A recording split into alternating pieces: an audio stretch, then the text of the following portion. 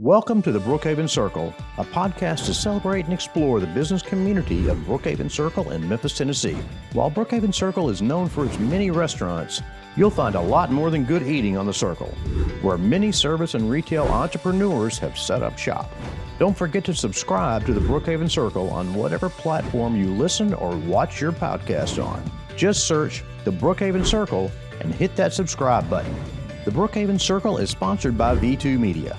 I'm Mark Thompson. Now let's meet the Brookhaven Circle business community. Welcome to the Brookhaven Circle. It's a podcast about the businesses and the community on Brookhaven Circle in Memphis, Tennessee. We're here to meet, engage, and celebrate the entrepreneurs who make up the Brookhaven Circle community. Today we're here with Stiles Rougeau with Stiles Advisors PC. Stiles, thanks for joining us today. Well, thank you for having me. I appreciate being here. Absolutely. So tell me about you to begin with. Tell me about your journey to CPA-dom and Stiles Advisors. Well, I'm from Central Louisiana. I grew up there. I got to Memphis by way of Rhodes College, and I studied accounting there. Was lucky enough to have them force me out after 4 years and say, take this certificate and just go on. And all my friends were working 80 hours a week in accounting firms, and I didn't think that sounded real fun. So I went and started in banking. So I was a due diligence examiner. So we had the riskier loans, had somebody that kind of went and double checked everything. So I did that for several years and became a loan officer, and was happy with it up until the big crash of 2009 and that time period where banking got to be not that much fun. And I was tired of saying no. And I had moonlighted or worked part-time for a full-time accountant and a sole practitioner because in going to get my license, my CPA license, I had to have supervision by a licensed CPA. So I started working nights and weekends just during tax season, and it gave me some experience and some insight. And then he had some health scares that kind of forced him to start thinking about, well, what happens if I'm not able to work anymore and stuff. So we worked out a deal for me to come in and eventually take over the practice. So that's how I got to be a bean counter official, if you will. I often refer to myself as a recovering commercial lender. Yeah. So during the no days, I guess you felt a little bit like the father of a 2-year-old? No. Several 2-year-olds, because I had the clients that wanted something, and I was also in charge of some credit. So I had the lenders saying, well, can't we do this? No. And it was not an enviable position to be in. Yeah, much more fun and I guess more engaging in the CPA business. Well, in the accounting world, you always know the answer. You know when you've got it right because you get to the end of the ledger and the two columns add to zero. And in banking, you make a loan, and 4 or 5 years later, you figure out if that was good or not, because they either paid you back or they didn't. And so it was, a lot of that was driven by the regulations, what the bank wanted. And so there wasn't sort of that, I know I'm doing a good job. I know I've got it right and correct. You kind of think that you did, and you never quite really knew. So that was one of the things that drew me to accounting in the first part. So being able to go into private practice, which is really different than what most accountants do. They usually start with a big firm, they have a lot of clients, and then eventually decide, I want to go work for this client, or I want to be in this industry. So it's most like me, I did everything backwards. So, but does that have anything to do with being from Louisiana? It could. That's been brought up before. So anything is possible. So talk to me about your service offerings and really where's your focus and what you're best at. So we're a licensed accounting firm, and we focus on obviously taxes and bookkeeping. We do some payroll, but really we're looking for that. Our quote unquote perfect client is a business owner. So we do the business, we do the personal, and then, if there's anything else that company or that, closely held entity would need. So a lot of times you have a situation where they start an entity for a piece of real estate or other assets or something like that. And so you end up with a nice little basket that you can really shine and show that and give them a lot of, advice, help them out of situations that they either wittingly or unwittingly find themselves in. Yeah. Because all the moving pieces. Yeah. So it's kind of like being the German car auto shop. I don't need any imperial sockets. I just need metric sockets and sort of that thing. But we have clients anywhere from, we just call them our big clients. Yeah. To folks that have a couple of retirement forms, but they trust us, and that's where we really, shine, and we answer their questions, and that's answer their questions, answer the phone, answer their emails. That's right. That's half the battle. It is, and we laugh now because in the past 2 or 3 years, people say, "Oh, mine's really simple." I go, "No, it's not." They're like, "Oh, yeah, it is." I'm like, "Let me get a hold of it. It won't be simple when I'm done." Nothing is as simple as it seems. And that people kind of recoil at that, and then they realize, well, yeah, you could be really easy, but then a couple of different, scenario changes, or one time you have a decision to make, do I do this or do I do that? It gets complicated pretty quick. Yeah. So. Yeah. So there's a couple things I noticed on your bio that I wanted to ask you about. It has nothing to do with Louisiana. So tell me about your forensic accounting. That sounds a little different. It is different.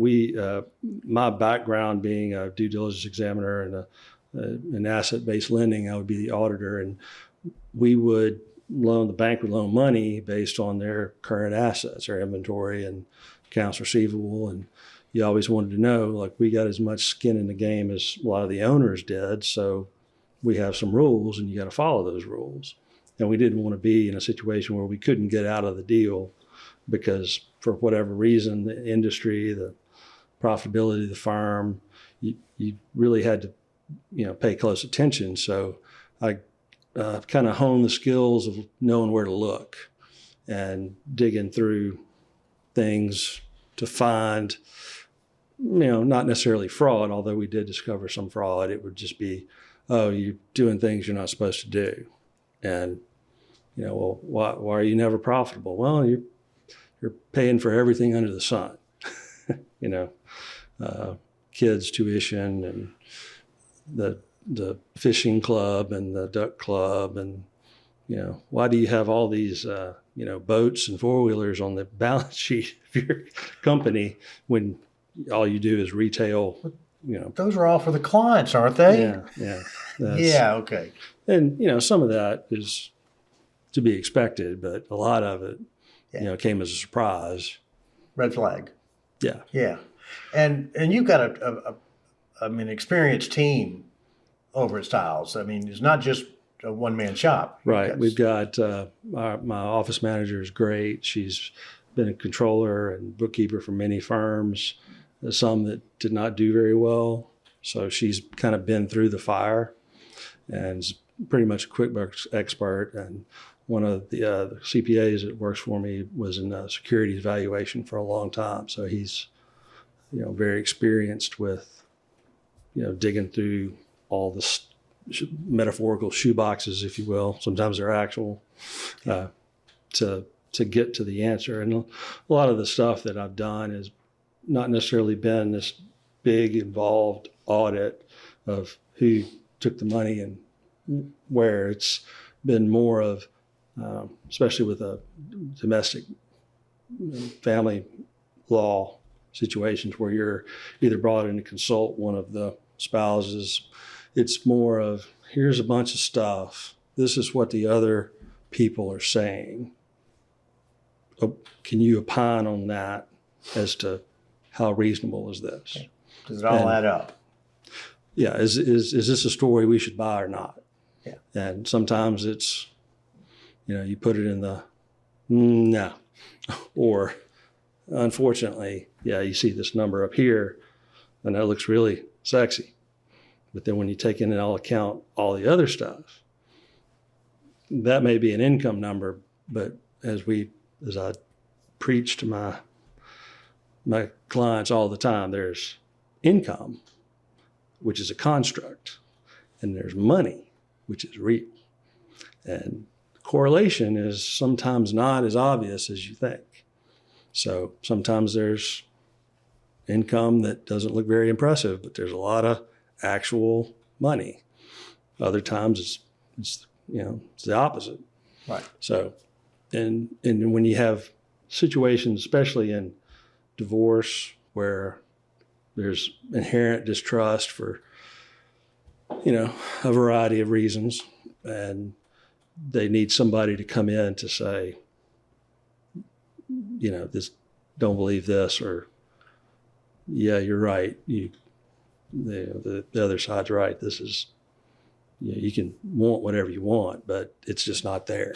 Right. So it helps give another data point to try to figure out the answer. What's what? Yeah. Right. And, other times you're bringing value to that situation by explaining to, and I think that's really one of the things that we do well, is break it down where people can understand what are we talking about here. Mm-hmm. Yeah, a lot of people often tell me, well, you're kind of funny, and I understood, and you don't really talk like an accountant. I was like, well, thank you.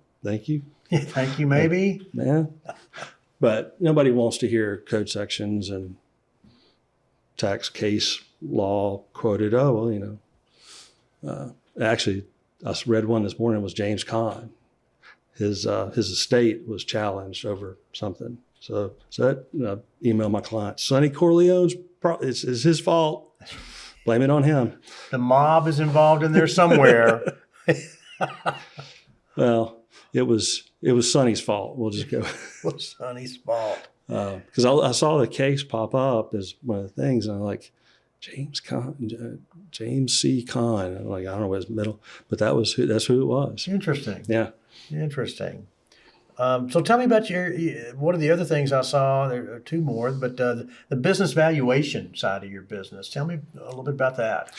Well, oftentimes, and that was actually why I was talking to why it's Sonny Corleone's fault, because a lot of times you have requirements to come up with a value of something that doesn't have a readily marketable value. Like if you own shares of Exxon, well, I can tell you what day you want, going back to wherever, I can tell you what the value was. What those are supposedly worth. Yeah. And the only argument is, well, did you take the opening? Did you take the average? Did you take the midday? Did you take the close? Which sometimes does come into play if it's had a good or bad day. But if they came in and said, well, how much is V2 Media worth? Well, where are all your millions? Well, you did mention that you had 2 operating Betamax machines. Yes. Not many people can say that. Or would If they had, or would admit to it. Yeah. Right. So there's a need for people to understand what do I have and what is it worth? Yeah. And, sometimes you have that with, husband and wife are splitting up. How do you value that? And sometimes it's very detailed, and other times it's more colloquial. Like, well, you do all the back office stuff. She does all the selling. She's very attractive, and what she sells is to people where they're not going to buy it from you. whatever, for whatever reason, she's got a following, whether it be she knows what she's doing or she looks good doing it or a combination of both. Combination of both. But she can hire somebody to do your job, but you can't go do her job. So, then you get into what I like to call the non-financial factors. Right. So, I'm often asked questions, and somebody will say, well, we want to do this with the family, property or farm or whatever. And they'll explain a little more, and I'll ask them a couple of questions. And then I'll say, well, I know why you called, but I think this comes down to a non-financial decision. I mean, you need to know the financial ramifications, certainly, but it sounds like you don't want to mess with this anymore, and you want to make sure that you're not going to get, grief from the rest of the family or do the wrong thing, which is good, but I think you've already made your decision. You just were calling me to find out how much is it going to, and we can help them with, well, there's a way to do this where it's better if you wait or if you. Yeah, there's some general guidelines to follow for that. I'm sure you would be familiar with that most people wouldn't in any variety of situations. Yeah, but it's hardly ever the how much am I going to pay in tax if I do this. Right. I want to divest of the family, farm. Okay. How much is that? And you can tell the hesitation. That's not what they're not what they're really asking. And sometimes they don't know that. And how do we get the black sheep of the family off the family deed? There's been several times where I don't want to be sued by my blankety blank sister. Okay. Yeah. All right. Gotcha. Make a note of that. Good to know that could be an issue. Yeah. And we have had times where it's don't talk to my sister. Okay. Interesting. So tell me about your expert witness qualifications, because that's interesting. It is. There are times when, obviously, it's mainly my experience has been with family law or divorce situations, because what you end up with is especially with a jury, you've got, or a judge, because a lot of times people assume that attorneys are familiar with the law, and they are normally, but they're not very familiar with ugly details of transactions or companies or anything that deep in the weeds. So what you have to do is you have to explain that in a way that your client understands and opines with, the counsel's okay with, and then the judge or the jury can understand. And at the same time, make that as bulletproof as you can to the other side. And sometimes that is, I've stressed and fretted over, they're going to ask me this question, they're going to ask a question, and I sit there and this attorney starts cross-examining me, and it's like, really? That's it. You're not going to ask this question. And it never happens. Thank you. And, the other thing that I'd bring value is if I'm there or I brief the counsel beforehand, I'm like, make sure you ask them this and this and this. And when they tell you that, smile and go, well, tell me more about that. And that's where you can, help as an expert. You help the people that you've been hired to prove the point and make it clear to those in the making the decision. Well, that's kind of interesting. Yeah. So without naming any names, is there a particular story you can relate that would, I thought about that. Expert witness side? And this is actually one that it's a great example, but it wasn't one where I was an expert, but I was subpoenaed to be there. And it was when I was working at a bank, and I had made a loan for a guy, and his former employer was suing him. And it was very contentious. And I had known my client for a long time, and kind of he's a friend. And So I was not at that bank anymore. So I had to, they were subpoenaing all this stuff, and I had to go back and get all the stuff together. So I go down and I sit in a deposition, and I'm sitting there, and they ask, basically the question was, did you loan any money to this person, that person, this person? And so they named, say there's 8 different either entities or people that they could ask. No. And I'm waiting for that last one. He never asked. Like, you've named 7 of the 8, but you never ask about the 8. And later the counsel for my client came in and said, well, you answered no to all those questions. I said, yeah. Well, you know who they loaned the money to?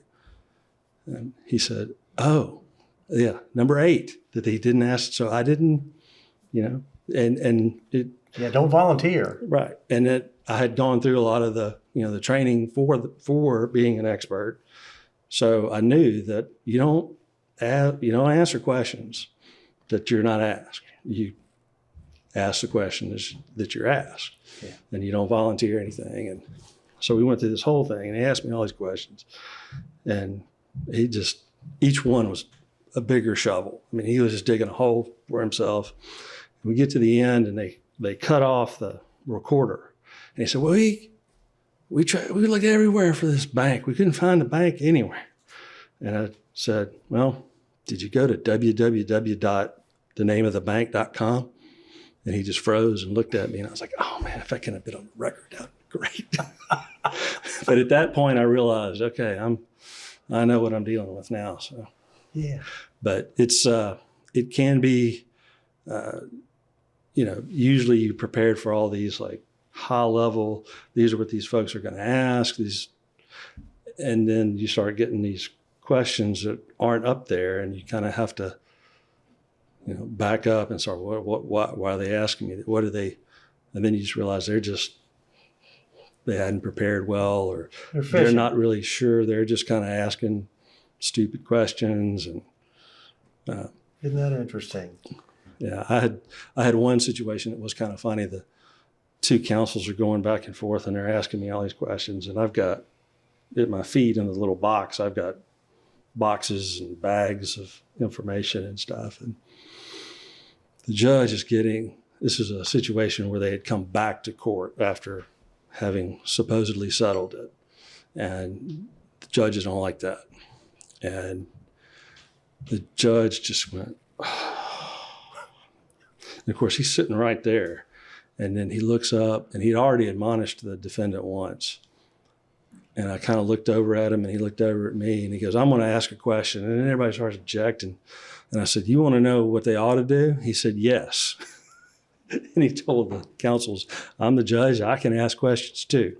So I told him what I thought that they ought to do. And he said, all right, thank you. Any more questions? And of course, both counselors were like, no. Let's cut it to the skinny here. Yeah. Interesting. So you tell me you've been on Brookhaven Circle for a couple of years. Tell me why Brookhaven Circle? Well, one of my good friends and clients came into my office, I guess it was three years ago, I guess. And we do all the family stuff. And he said, Dad's going into hospice. I said, oh man. Literally, it's one of those moments you won't ever really forget. I looked down at my phone, the phone dings. One of my good buddies said, my dad just died. I'm like, okay, great. And then we talked through all the stuff. And he goes, you know anybody who wants to buy an office building? I said, I do. He goes, all right, meet you over there tomorrow at 1. And so we drove over here, and I toured the building. And he said, well, what do you want to do? And I said, well, because I knew his situation. I knew, the tax ramifications. So I told him, I said, well, what do you want to do? I said, well, if we could do it this way, on the little porch out there, the front stoop, we worked out the deal. And where we were in Germantown was nice. But the nice thing about Brookhaven Circle is when clients or potential clients ask, where are you? You tell them Brookhaven Circle. And you may have to answer one or two more questions, but usually not. Out there, it was, okay, so do you know where this is? Do you know where that is? So you pull in, you do an S maneuver, like you're in Formula One, and then you see a FedEx box, and you stop and put a penny in the little box, and then walk up the sidewalk, and it was an ordeal. Yeah. So you're right. You say most people, if you mention the Brookhaven pub, they know where you are, or at the very least, we're right next door to the Clark Tower. Yeah. Oh, okay. Right up a Poplar. Right. Yeah. So, or even people that have just moved here, they say, "Oh, I've heard of that. I'm sure we can find that." Yeah. Or people that have been here, they want to know which side. Oh, yeah. That's the extent of the questions. So, Right. We're on the opposite side of the circle from all the restaurants. Yeah. Yeah. Well, most of the restaurants. Right. Marciano's. It's been a good location for you then? It's been great. Yeah. We, for the staff, I mean, me and my office manager live in the city, and some of the other folks live a little bit outside, but it's even, the folks that have to drive a little bit, they like it much better because it's easy to get to. And nothing against Germantown, but when you can walk over to the Ready Room or the pub or yes, any of those places, it's nice to have that option. Yeah, it is, particularly now that they've opened the back patio there, which is really nice, and the food's good. So a cold beverage is always good. Yeah. Yeah. I was a little mad that they didn't keep the root beer, but I understand. They're rotating those out. Yeah. So you mentioned a little bit about your customer base and your primary customer. What's the main reason your customers stay with you, come to you? Well, we've been thinking about that a lot lately, mainly because a lot of times in almost all of our continuing education, there's some practice management portion of it. And with the industry being under so much pressure, there's fewer and fewer students going into accounting. And you always worry that, are you going to have more clients? Because clients move away, clients pass away, their situation changes so that they're no longer this level client. You're still doing their stuff. There's just not as much to do. So, and we've kind of come back to, well, and I haven't incorporated this in any of the marketing stuff because I'm not exactly sure how to phrase it, but I've realized that for the most part, we're kind of like counselors, because a lot of people are really concerned about the onus of taxes and business and it or just income. And we had one client that came in and inherited a whole bunch of money unexpectedly. They had no idea what, and luckily their financial advisor said, "Go talk to your accountant before you do anything." And we have that level of trust where I'm not going to tell you what to do, but I'll tell you what not to do. Or if you do decide to do this, here's what's going to happen. Yeah. And they want to hear that. They want to know that not only have you have the answers to their questions today, but they feel comfortable in asking you that. And I've come to realize it's because there's a lot of anxiety that goes along with that. And that's, I first began to realize that Rick Fuller is the guy I bought the firm from, and he used to never send out much of anything besides a Christmas card. And so we started sending out, not really an organizer, because those can be huge and have a bunch of questions and people get done with it. And they say, well, we could have just done this ourselves. We didn't, if we're going to answer all this stuff. But we sent a checklist. Said, you had this last year. This is what we're missing, and people really like that. And I kind of started to realize there's two kinds of people that don't do their taxes on time. Those that can't and those that won't. And so the can'ts are usually people that have tax forms that aren't ready. Yeah. And so you have to get estimates and plug those estimates in. You do the tax return 2 or 3 times to try to keep them from metaphorically going to jail. And then there's the other ones that just won't, because the stuff comes in and it's got to, and then it's the leaves start to turn colors, and finally it's, oh, I have to do this. Mm-hmm. And so a couple of clients, we just started to say, look, when it's really hot and you don't want to do anything outside, you need to gather all this stuff up and bring it in. And it's helped. And that was kind of my first clue that, this is anxiety on a lot of people. They feel like they have to do a bunch of stuff they don't have to do, or they're going to discover something, or it's just, it's a trigger on some level. I think those 3 letters are the most anxiety-inducing letters in the history of the alphabet. Yeah. I, R, and S. Yeah. I refer to any of the correspondence I get as the white envelope of death, because as power of attorney, we get notices when our clients get notices, because a lot of times they don't happen to bring us the first one. They bring us the second one that says, or the third one, or the... we sent you this first letter that explains everything. This just tells you what we're going to do if you don't. Yeah. And it took a while before I was nervous every time I saw the white envelope. Oh. Let me open that up after everybody's left.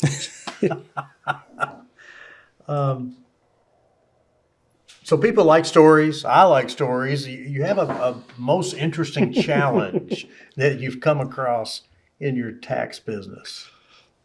Yeah, it's, you want to tell stories. I like telling stories because for a lot of people, it gives them an idea of the situation they're dealing with. And sometimes most of the time it's better to learn from someone else's mistakes rather than your own. So it gives clients a reference, I guess, is a good way to say it. That, and when they now understand, not a big deal, big deal. Yeah. Or, yeah, you can do that. That was another thing I was surprised to learn about, how much colloquial tax advice people have. And they'd say, well, what if I do this? I said, no, you don't orange it in your color. Horizontal stripes, that's not for you. And they go, oh, really? I said, no, but you could do this. It's like, oh, I thought that was illegal. No. It falls under, a very general concept of what it takes for you to make, money if you're a business. Or, yeah. Interesting. And then I explained to them there's the 2 concepts. If you get audited or there's ever an issue, is existence. Did it occur? And so if you can prove that it occurred, then I can argue with the IRS about is it deductible or not. But I can't really argue with anybody if the tree fell in the forest and there was nobody there to see it. You can't say you drove 100,000 miles a year and have no records of a vehicle or anything like that. And so let me just try. So if you're on Brookhaven Circle, this is what you hear about once every 2 hours. You hear the train blow at Estate, White Station, Mendenhall, and Perkins. So, and if the wind's coming out of the south, it sounds like it's coming through your wall. That's right. So even though we're not right next to the train track, sometimes it sounds like it. Yeah. Yeah. That and the barbecue smell from Tops. Every morning we get a great aroma coming from Tops. One of Joey's favorite places, by the way. They brought us ribs. Oh, really? Yes, we got snacks. That's it's okay. Great. Stiles brought us coasters. Thank you. We will make good use of those. So what are some of the biggest challenges that you face in your business journey or have faced? And what would you advise someone who was thinking about starting their own business? Well, the biggest thing we've faced recently has been just a lot of tax law changes, which is common. The pandemic, of course, was fun and exciting, where everybody was talking about staying at home and doing nothing. We were like busier than we've ever been. We took certain precautions. Nobody got sick, but it was all day, every day, especially with the loan programs. Everybody was trying to get these documents, and that helped us understand that our real big bottleneck or our challenge is getting information rather than actually doing anything with it. So we've worked on streamlining that with, we've got a technology that a lot of people have already used for a long time. We just had waited to adopt it because it was working okay. But now we realize, well, we should have done this sooner. But when you're dealing with everybody's personal information, you want to make sure that you're going about that in a responsible manner, that you can handle it and you've got the right controls in place. So that's been our biggest challenge over the last 2 years, I would say. Okay. So and how that plays in with anybody else is you really have to know going into a situation, what are the possibles? What are the challenges that could really cripple you? Yeah. And sometimes those are not what you think. IT security, for example, is a big one that I probably worry about too much, but I think the clients like the fact that I worry about it because you don't want to get in a situation where you've leaked anything or had a situation where you now have to rely on insurance or something like that because it's or that you just compromised and you can't get work done. So that's been a big concern. Or worse, you need to rely on insurance and you don't have it. Right. There. That'd be some good general business advice for anyone starting a business. Yeah. Call Stiles, get a good CPA, Well, make sure you got the right insurance.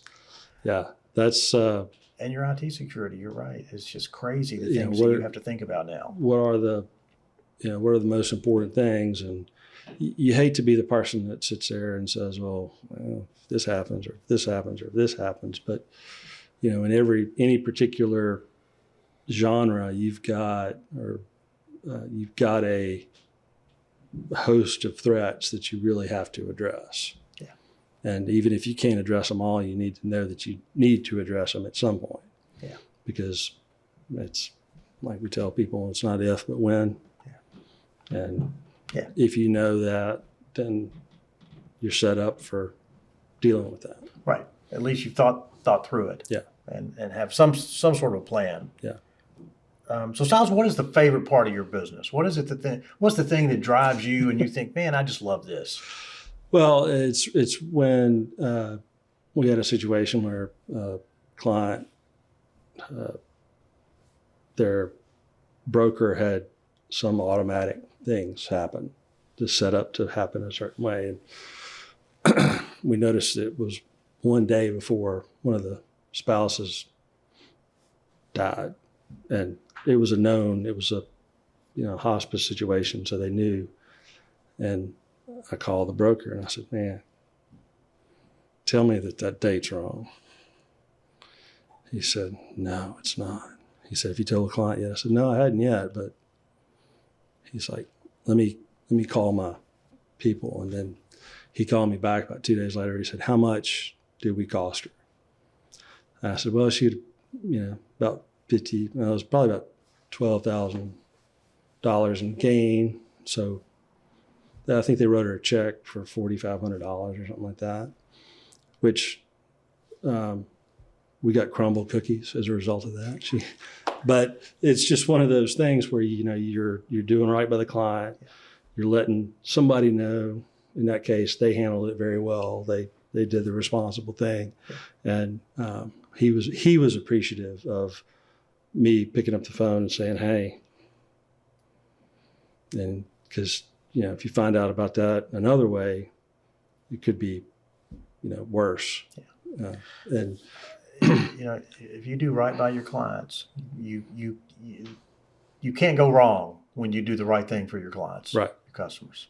Yeah, and sometimes that's telling them things they don't want to hear. Yeah.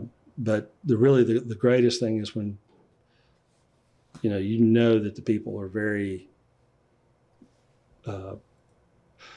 pleased, but just they appreciate the work that you do, because it's, they may view it as, oh, I know it's right, or I know that he'll at least fight or admit maybe it wasn't correct or whatever. But they have the peace of mind, and they appreciate that peace of mind, whether it be that you did save them a bunch of money, or that you got it done in time, or you put up with them. Because some people understand that, and I've had clients say bit of a pain in the. Yeah, I mean, they say, you charge me too much, and I know that because you call me and tell me I got to pay this. You call me and tell me it's time to you call me and tell me this stuff. And I've had the staff say, this guy's a pain in the butt. I'm like, yeah, and he knows it, and I charge him accordingly. Yeah. And they go, oh, okay. And so then it makes sense. We had a client once upon a time that we would put a line item called a PIA fee on it. And he called me and said, what is that PIA fee? And I said, Lance, remember me telling you that you were a pain in the ass? That's the PIA fee. Yep. And he just laughed, but he understood it. We just tried to, put it into a little fun message to him. It's going to cost you more if you're on site while we're doing this, because you're going to change things 10 times. Yeah. Yeah. Yeah, it's like the board up at the mechanic's office. It says, here's the rate. Here's the rate if you help. It's like 20% more. Exactly. And here's the rate if you tell us what to do. Yeah. It's double. Yeah. At least. Yeah. So if you wanted our audience to know one thing about Stiles Advisors and why they might be a good fit, what would that be? Well, we examine, we look at everything, I guess. We're comprehensive. We're responsible. We found issues with prior work that was done and had people fix that before they knew there was a problem. And, we aim to take care of folks, and we're not the cheapest option. We're not the fastest option, but we're complete. Yeah. And we've got the knowledge and the skills. And if we don't, we can't take people on as a client. I mean, if we don't have any expertise in that, or if it doesn't fit, when sometimes people say, well, I've never paid that much before. And I said, well, obviously you haven't, because everything's a mess. Here's why. and if your concern is the cost, then we're not. It's done right, and it's complete. And if something does come up, that we're here, 360 days out of the year. So if dollars are your only concern, here's a website you can go to, and an 800 number. Good luck with that. Yeah. What's the saying? You can have it cheap, you can have it fast, or you can have it right. Pick two. Pick two. Yes. Plus, you get the best mustache in the CPA business. Not everybody can pull that off. Yeah. When I first started the firm, my daughters were young, and I got my logo with the anvil and everything. I was sitting at the breakfast table one weekend, and they said, "Why didn't you get a mustache as your logo?" And I said, "Well, I may never have this, forever." And I didn't think anything about it. And I looked over, and there's quivering lips. Like, whoa, what? But Dad. I'm like, there's no plans. It's here to stay for now. But it's your signature look. Come on. Well, that was a long time ago. So they figured out I'm probably not going to get rid of it. So. That's fun. How does somebody find you? Tell me the best. Well, we're on Brookhaven Circle, so that's it's a good start. Yeah. We have a website, stilesadvisors.com, and we're on I think we finally got the Google and the what's the other one, the map thing. Changed. So it's and if you've never been through that, let me tell you, that is a challenge. Yeah, it's if you see a picture and it looks like a an old office park with a bunch of pine trees. That is not our office. Our office is under the shadow of the Clark Tower. So we are no longer on Stage Hills, which well, they have the still address shows right, up. but the drive-by picture Yeah. is not Yeah. is where we used to be, and it's not even. I mean, it's like from the street, right. so it's like a picture of a stump of a pine tree. And when you call Mr. Google to get that fixed, They're really responsive. yeah, good luck with that. Yeah. Yeah. Yeah. Well, Stiles, again, thank you for joining us, Yeah. and appreciate your time, and Thank great you for learning having me. about your biz. And if you need some help on the CPA side and you're over near Brookhaven Circle, go see Stiles. So thanks again for watching the Brookhaven Circle podcast. We appreciate you tuning in, downloading, watching, wherever you're watching. And if you like this podcast, be sure to subscribe. And we will see you again soon with another episode of the Brookhaven Circle. Thanks for joining us on the Brookhaven Circle. Please subscribe to our podcast and send us any questions or comments you have. The Brookhaven Circle is produced by V2 Media, a part of the business community on Brookhaven Circle.